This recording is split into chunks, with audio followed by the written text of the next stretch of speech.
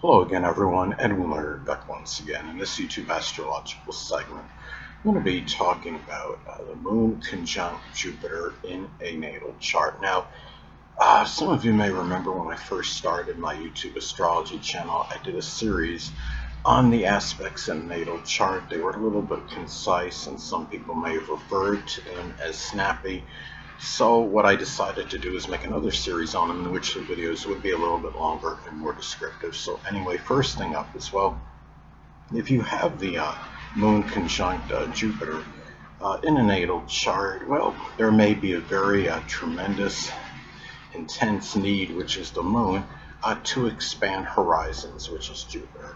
Now, if you have Jupiter in Aquarius, those horizons you may be expanding can include things associated with astronomy, astrology, computers, electronics, aviation, meteorology, aviation, even humanitarian endeavors, as some examples. So Jupiter is in the zodiac sign Cancer, expanding the horizons, you may be expanding, so to speak, maybe tied into the home.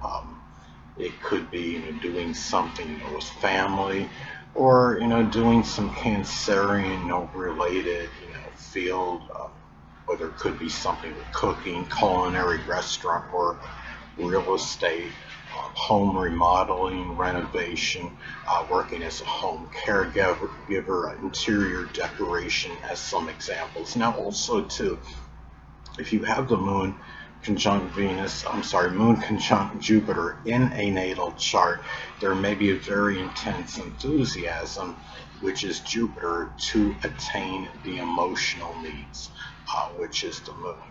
Now, if you have your Moon in Gemini as an example, those emotional needs, there may be things that are tied into communication, disseminating, assimilating information, inquiring, for information. Um, it could be doing something with manual dexterity, which can include auto or refrigeration mechanics, and it could be just having, expressing versatility, having variety in general. Now, also too, if you have this aspect in your natal chart, another way it may manifest could be where you have that strong exuberance, I should say really the emotions, which is the Moon, and the exuberance, it can be strongly integrated. You have a lot of emotional energy for things you have an exuberance for, and your feelings and emotions in general may be very positive and be very exuberant. Um, you have if you have your Moon, in Aries, it could be where it's really more positive, as far as your feelings go, and the thing is though, but at the same time, keep in mind that the Moon in Aries can be somewhat acerbic and acrimonious. It could be where the emotional nature can be enlarged, because remember that, as I've stated in previous videos, Jupiter is paradoxical, could be very strongly benign and benevolent, but it could also have a tendency to enlarge and expand. So it can, in that example, if you have Jupiter conjunct the Moon in Aries in the natal chart, it can expand, angry feelings, and, as well. So another thing too is that if you have the Moon conjunct Jupiter in a natal chart, you may be very emotional,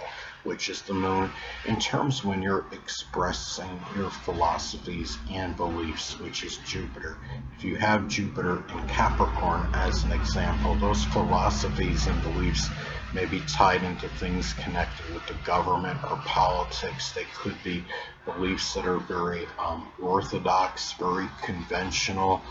Um, it could also be tied in, with having, good, social status, stature in life, as some examples. If your Jupiter is in Leo, as another example, you may have a philosophy and belief system which is tied into being gregarious, extroverted, expressing generosity, courage, It could be being magnanimous, being flamboyant, being able to basically, it could be, I wouldn't say boasting about what you can do, but being able to showcase, one's talents and abilities as some examples. Now, also, too, if you have this aspect in a natal chart, another way it may manifest is where you may strongly nurture and care, which is the moon, for in-laws and foreigners, which is Jupiter. Now, if you have your Jupiter in Taurus as an example, in-laws and foreigners that are prominent, in your life, may be people that are actually, have a Taurus sun, moon, or ascendant, or simply embody the characteristics of the sign. It could be people, that are patient, persevering, persistent, trustworthy, tenacious, economical, um, people that are, very methodical, could be stolid, but yet may be stubborn and obstinate, as well. And at the same time, if you have this aspect in your natal chart, the home, which is the moon, at some point, maybe in a foreign country, which is Jupiter. If your moon is in Gemini, it could be, where there may be more variety in this, where your home situation may be mercurial to some degree, and maybe you live in many different, foreign countries.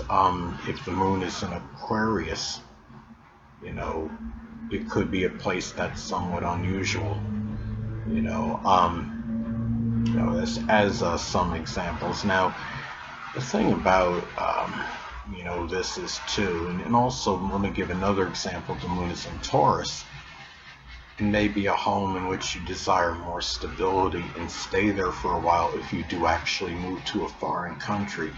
Now, you may be really sensitive, which is the moon, in matters associated with higher education, which is Jupiter, as far as what you may attain, through your higher education. If Jupiter is in Virgo, say, it may be, higher education, may be, gone about in a very systematic, orderly, methodical manner, or you may take some college courses associated with with Virgo, which can, include, something with analytics or statistics, health and fitness, something with data entry, as some examples. And another thing too is that the memories, another way this aspect may manifest is that the memories, which is the moon, may be strongly, connected, with sports, religion, the outdoors, humor, which is Jupiter.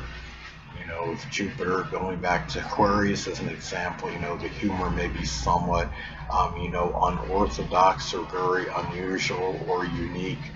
Um, sports that you may have memories for could be unusual. Sports, if Jupiter is in Gemini, say, sports may be tied into the ones, that require, the quick reactions, such as badminton or racquetball or table tennis, as some examples. Now, also, too, this aspect may enlarge, which is Jupiter, could be issues with the chest, the breast, the stomach, the ribs, the left or the right eye, which is the moon, depending, on gender.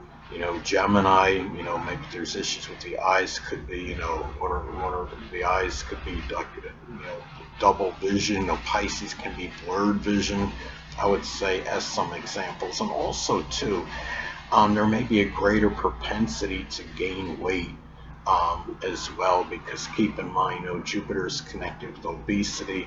The moon is associated, with the stomach. And also, too, this aspect may enlarge, which is Jupiter, the qualities of the unconscious side, which is the moon. If the moon is in Libra, as an example, it may enlarge, the unconscious side, which could be very refined, tactful, diplomatic, balanced, equitable, cooperative, and peaceful and compromising, as an example.